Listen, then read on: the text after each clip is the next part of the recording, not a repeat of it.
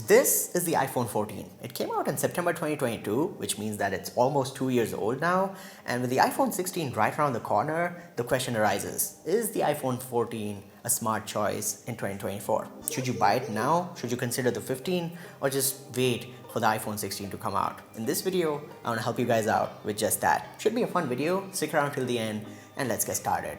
Now I don't want this video to be super long and boring, so I want to start off with the pricing. The iPhone 14 is going to cost you $700 in the US or 62,000 rupees in India, and the iPhone 15 is going to cost you $800 in the US or just under 80,000 rupees here in India. And that's a significant price difference for a lot of people. Now talking about the display on the iPhone 14, you get a 6.1-inch OLED display with a big ugly notch on the front and 60Hz refresh rate. Now with numbers aside, the display itself looks really good and does have things like Dolby Vision and HDR compatibility. So let's say you're watching videos, playing games, or enjoying a show on Netflix. All of that is actually really fun. The display looks really good and gets plenty bright for indoors and outdoor usage. I had no issues using the display in day-to-day tasks, so browsing, doing email, flicking through apps, and even enjoying some content here and there. But talking about numbers, the iPhone 14 has a peak brightness of 1200 nits. Whereas with the iPhone 15, you'd get a peak brightness of 2000 nits, so the display is significantly brighter, and you will go from the ugly notch to slightly less ugly dynamic island. Now moving on to specs and performance, the iPhone 14 gets you the Apple A15 Bionic chip with 6GB of RAM and a 4-core GPU. And performance is solid on the iPhone 14. iOS 18 runs really well. I haven't had any issues performance-wise, like playing games, recording videos, doing multitasking, just basic tasks or heavy tasks, whatever it is that you're doing on this phone, it's going to handle it without any issues. Now with the iPhone 15, you do get a slightly newer chip, which is the A16 Bionic, and extra core on the GPU, so there's a 5-core GPU. Now in real life, those numbers I don't think really translate into much. Both phones perform really well. The iPhone 15 might have slightly faster app opening times or just better gaming performance by a little margin, but performance isn't really a reason to upgrade to the iPhone 15 or even wait for the iPhone 16, in my opinion. Performance is really solid on the iPhone 14, and I think Apple's software updates are definitely going to help this phone, since it's going to be supported until 2028, and with the iPhone 15 you'd get an extra year of updates, so that will be supported till 2029. But overall, if you were to ask me, there are no issues in terms of the performance on the iPhone 14. Now one area where I think you might want to consider the iPhone 15 or the 14 is the battery life and charging. Now on the iPhone 14 you get a 3279 mAh battery, and on the iPhone 15 you get a 3349 mAh battery.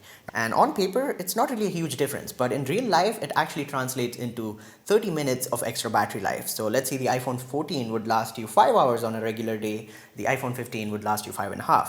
But the charging aspect is definitely interesting here. On the iPhone 14 you get the Lightning port, and with the 15 you get USB Type-C, which opens up a whole lot more of possibilities with accessories and cables and stuff like that. Basically you could use Android chargers with the iPhone 15 without any issues. You can use flash drives and stuff without dongles. So this, in my opinion, is a huge reason to consider the iPhone 15 over the 14 in 2024, since USB Type-C is definitely the future. Now talking about design and build quality, which in my opinion is the least important part in this video and comparison, both the iPhone 14 and 15 have a similar design. The only major difference being that the iPhone 14 has a glossy back and the iPhone 15 has this frosted matte satin finish on the back. Overall, they're both the same. They have the square camera cutout with diagonally placed cameras, flat sides and rounded corners, flat front and back. On the front you have ceramic shield and on the back you have glass. They both have IP68 dust and water resistance rating. I personally don't mind the design of the iPhone 14 and the 15. They're both really good looking and get the job done. Now talking about cameras, which is a really important part of the phone for a lot of people, the iPhone 14 has 2 cameras on the back, both 12 megapixel sensors, and the photos and videos that come out of this phone actually look really good. I like the colors and the dynamic range and how it handles shadows and highlights. It does tend to boost the colors a little bit sometimes, but even in good daylighting conditions or low light scenarios, the iPhone 14 gets you really nice photos. And you can also do video up to 4K 60 FPS. There's the cinematic mode that gets you the blurred background up to 4K 30 FPS.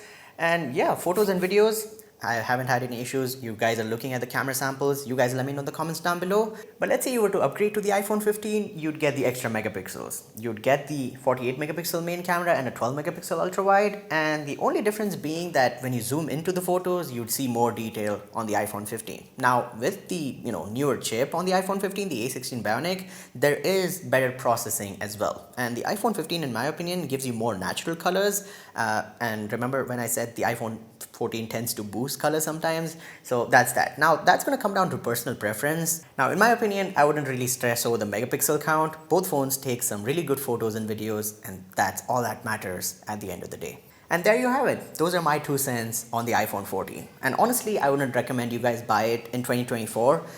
That doesn't mean you should run out and buy an iPhone 15. You could wait for the 16 if you wanted to. But the $100 price difference between the iPhone 14 and 15 actually gets you a lot. You get the brighter display, the dynamic island, the bigger battery, the better chip, the better camera, and overall the better phone. And you also get USB Type-C, which in my opinion is going to be a huge reason to consider the iPhone 15 over the 14. Don't buy a phone that's going to be old really soon. Living with the ugly notch and lightning port in 2024 and so on is going to be hard. So that's my personal opinion. You guys let me know what you guys think about the iPhone 14. Are you using one? What phone are you using? Let's have a small discussion in the comment section down below. And that's about it for this one. I hope you guys enjoyed and found this video helpful. If you did, smash the like button, subscribe to the channel, and hit the notification bell so you guys don't miss out on future uploads. And with that being said, my name has been Yusuf. You guys have been awesome. Stay awesome. Keep smiling. I'll catch you guys in the next one. Peace out.